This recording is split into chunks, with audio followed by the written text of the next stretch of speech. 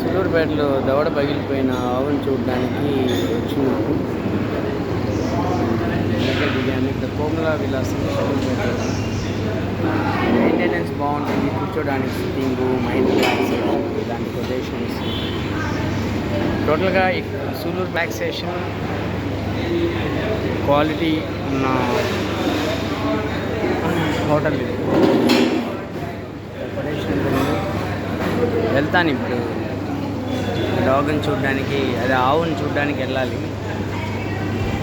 ఇది హోటల్ ఇప్పుడు వస్తే శ్రీకాకుళంలో ఒకసారి ఇది మార్కెట్ ఎదురుగా వస్తుంది. బిడ్డ ఎలా ఉందో వారం రోజులు అయిపోయింది చూడడానికని బయలుదేరాను, వచ్చున్నాను. ఎండగా ఉంది కదా, ఆవు బయటికి రాదు, ఎక్కడైనా ఉంది.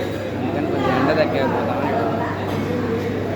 మన ధర్మ సంస్థాపనానికి ఆవుకి ఎవరైనా సపోర్ట్ చేయదలుచుకున్నా కూడా నా నెంబర్ 630000686060 ఫండ్ సపోర్ట్ చేయొచ్చు. అంటే వేరే ఒక భాస్కర్ గారని అన్నారు, 10 రూపాయలు నుంచి పెట్టండి జనం సపోర్ట్ చేస్తారు. నాకు తెలిసి రూపాయి కూడా చేయరు అనేది నిజం. ఇది నా అనుభవం, 9 ఏళ్ళ అనుభవం. రూపాయి కూడా ఇవ్వడు. వాడు మందు తాగుతాడు, పేకాట ఆడతాడు, పోలీసు వాడు బండి ఆపి 300 అడిగితే ఇస్తాడు, నానా గడ్డి తింటాడు. మంచి పనులు చేసేవాళ్ళు 100లో 98 మంది లేదు, 99 మంది కూడా అనొచ్చు, 98 మంది లేదు. ఫస్ట్ పీపుల్స్ ఆ 100లో 2 వల్లే మిగతా సమాజం. వాళ్ళ స్వార్థం కోసం వాళ్ళు బతుకుతున్నారు.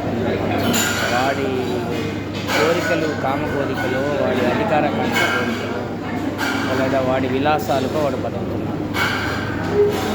మనల్ని బతికిస్తున్న ఈ ప్రకృతిని, మనల్ని బతికిస్తున్నటువంటి జీవరాశుల్ని బతికించడానికి ఎవరూ లేరు.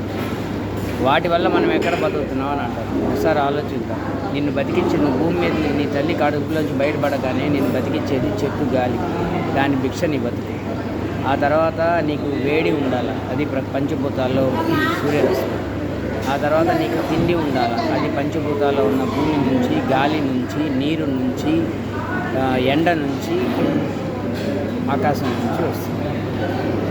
తర్వాత దాన్ని సప్లై చేయడానికి నీకు ఒక ఏమి ఆశించని ఆ ప్రొడక్షన్కి ఉండాలి. ఆ ప్రొడక్షన్ ఎలా వస్తుంది? కిరణజన్య సంయోగ క్రియ ఒకటే అనుకుంటారు, కాదు. పరపరాగ సంపర్కం అని. ఒక తేనెటీగ చనిపోతే భూమి మీద లేకుండా 4 ఏళ్లలో ఏ జీవి ఉండదు, మొత్తం చచ్చిపోతుంది. తేనెటీగ ద్వారా పరపరాగ సంపర్కం జరిగి ఫుడ్ ప్రొడక్షన్ ద్వారా మనకు తెలిసింది కూడా తేనెటీగ. ఆ తర్వాత వానపాము భూమిలో ఉన్నందువల్ల పోషకాలు రిలీజ్ అయ్యి మనకు ఆ ప్రొడక్షన్ జరుగుతుంది, పంట పండుతుంది. ఇలాగా ప్రతి జీవిలో నుంచి ఇప్పుడు ఇంతెందుకు, నేను ఏదైనా పాము విషయం కాటేసింది, ఒక గుర్రము ఇంకొక దానికన్నా పవర్ఫుల్ పాము యొక్క విషాన్ని తీసుకుని ఆ గుర్రంలో ఎక్కించి దాన్ని నానా హింసలు పెట్టి దాన్ని చావు బతులు గురి చేసి దాన్ని మెడిసిన్ తయారు చేస్తే ఆ మెడిసిన్తో బతుకుతుంది. అంటే ఇప్పటికి నేను ఒక 10 చెప్పాను. పంచభూతాలు చెప్పాను, తేనెటీగ చెప్పాను, వానపాము చెప్పాను, గుర్రం చెప్పాను. పాము కాటేస్తే ఇంకో అంతకన్నా పవర్ఫుల్ పాము యొక్క విషాన్ని తీసుకొని దాన్ని ప్రక్రియలు చేసి నీకు ఇస్తున్నాను. ఇవన్నీ జీవులే కదా, వీటి వల్లే కదా నువ్వు బతుకుతున్నావు. కనీసం వాటి మీద జాలి, దయ, కనీసం మనతో పాటు మనల్ని బతికిస్తున్నాయని కనీసం కృతజ్ఞత ఉండదు. ఆవు ఎత్తుకుందాం, ఎద్దు ఎత్తుకుందాం. ఒకప్పుడు పాడి పంట. ఆవు పాలతో పాలు, పెరుగు, జున్ను, నెయ్యి తీసుకొని అమ్ముకొని బతికారు మన పూర్వీకులు. ఎద్దు పొలాల్లోకి వెళ్ళి నాగలతో దున్నితేనే మీ తాతలు ముత్తాతలు బతికారు. వాటి భిక్షే మీ ముత్తాతలు బతికారు. వాళ్ళ యొక్క 5 నిమిషాల టైంపాస్కే మిగిలిన జనరేషన్. వాటి మనవరాలను బతికించాల్సిన బాధ్యత మనకు లేదా? ఉండదు. ఏమంటే వాడుకొని ಹೋಗ್తారు, తల్లిదండ్రులే వాడుకొని ಹೋಗ್తారు. ఇంకా అలాంటిది వీడికి చేస్తారు. అయినా ఎందుకో మనసాక చెప్పాలనిపించి చెప్తాను. నేను చెప్పేది ఒకటి, నువ్వు ఏం చేస్తావు అది అనుభవిస్తావు. నువ్వు విత్తనం ఏది వేస్తే అదే వస్తుంది. నువ్వేం కర్మ చేస్తే అది అనుభవించి తీరుతావు, అంతే. మొన్న ఒకడెవడో 7 కొండలు ఎందుకు, ఆంధ్రాలో 3 కొండలు చాలన్నాడు. జనం సమాధానం చెప్పలేకపోతే వెంకటేశ్వర స్వామి అన్నాడు, లెక్క నేను చెప్తారా అని 3 కొండలు చాలన్నాడు. 3 నెలల్లో పైకి తీసుకెళ్ళాడు. శవం కూడా దొరకలా, తునాతునకలైంది. ఇలాంటివి చాలా ఉన్నాయి. ఈ కర్మ అనుభవించే తీరాల.